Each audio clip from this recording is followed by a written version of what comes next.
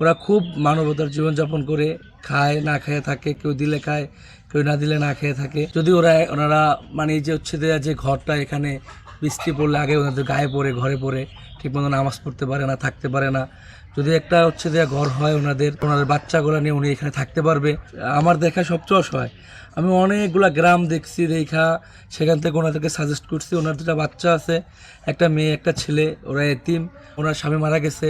উনি যে ওনার ছেলে মেয়েদেরকে নিয়ে এখানে আসে, এটা আমাদের গ্রামের মানুষের জন্য অনেক বড় একটা প্রাপ্য, যে এই বয়সে উনি তার ছেলে মেয়েদেরকে ভোগ করে আসে এখানে।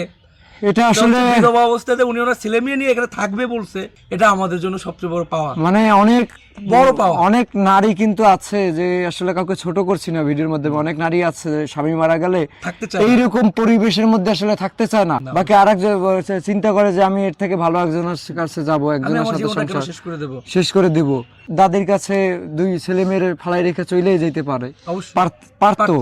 তো সেই জায়গা থেকে তার প্রতি শ্রদ্ধা এবং সালাম, কারণ সে তার শাশুড়ি এবং সন্তানকে বুকে ধারণ করে, বাকি কোলে ধারণ করে এই বৃষ্টির মধ্যে, এই ঝড় বৃষ্টির মধ্যে, এই ভাঙা ঘরের মধ্যে সে আসলে আঁকড়ে ধরে বসে আছে। আমি চাই বাকি আমরা দেশবাসী সবাই মিলে যদি ওনাদের জন্য কিছু করতে পারি, সেটা আমরা চেষ্টা করতেছি। আচ্ছা, আপনার যে আজকে রান্না করার মতো কিছু নাই তো কিছু মনে করেন না, লাস্ট কবে আপনি মাছ গোস্ত খেয়েছেন? ছেলে মারা যাওয়ার পরে নিজে মানে বাজার করে খেতে পারছেন?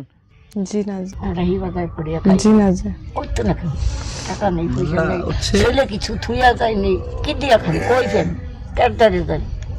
মানে আপনারা ছেলে মারা যাওয়ার পরে 10 মাসে কখনো মাছ মাংস রান্না করে খাওয়াইতে পারেন না? মিথ্যা কথা কই আমরা বললাম লাভ আছে, আমরা খাইনি কিছু। আপনারা সবাই যারা শুনলেন, ফারাবির কথা শুনলেন, আমি আসছি সেই ঢাকা থেকে। এই পরিবারটার পাশে যে একজন মানুষ কিছু টাকা দিয়েছে, তো সে নাম প্রকাশে অনিচ্ছুক। তো হয়তোবা আসলে চেষ্টা করব ঘর করার জন্য, কিন্তু আসলে আপনারা আসলে বুঝতে পারতেছেন, হয়তোবা সে আমাকে কিছু টাকা দিয়েছে ঘর করার জন্য, কিন্তু আসলে একটা ঘর করতে কিন্তু কম টাকার প্রয়োজন নাই। আর দিন শেষে আসলে ওনাদের মাথা খোঁজার ঠাইটাই ওনারা চেয়েছে। আপনারা আসলে যদি সাহায্যের হাত বাড়িয়ে দেন, তাহলে হয়তোবা তাদের জন্য মানে দুইটা ভাত যাতে নিজেরা, মানে মানুষের আশায় যাতে বসতে না হয়, মানুষের কাছে যাতে চাইতে না হয়, সেই ব্যবস্থাটুকু যদি করে দিতে পারি, সেটার জন্য আপনাদের কাছে অনুরোধ করব যে আপনারা এই পরিবারটার পাশে, এই মাকে সম্মান করে, একটা সন্তান, দুইটা সন্তান আছে তার, এই মাকে সম্মান করে, সে চাইলে পারতো আর এক জায়গায় চলে যেতে, বাকি দরকার কি এই পরিবেশে থেকে বসবাস করার তো দরকার ছিল না। তো সে যেহেতু আছে, ও আমাদের কর্তব্য আসলে দেশবাসী মিলে, মানে তার জন্য আসলে তার এটা পুরস্কার হিসাবে তাকে সম্মান জানাই, এটা আমাদের আসলে এগিয়ে আসা উচিত আমার মনে হয়, আমার জায়গা থেকে। কারণ এই যে ঘরের মধ্যে সব জায়গায় পানি, ঘরের মধ্যে বসতে পারি নাই, ওনারা যারা সাহায্য করবে, কারণ এই যেই টাকা দিছে সেই টাকায় তো ঘর নাও হতে পারে।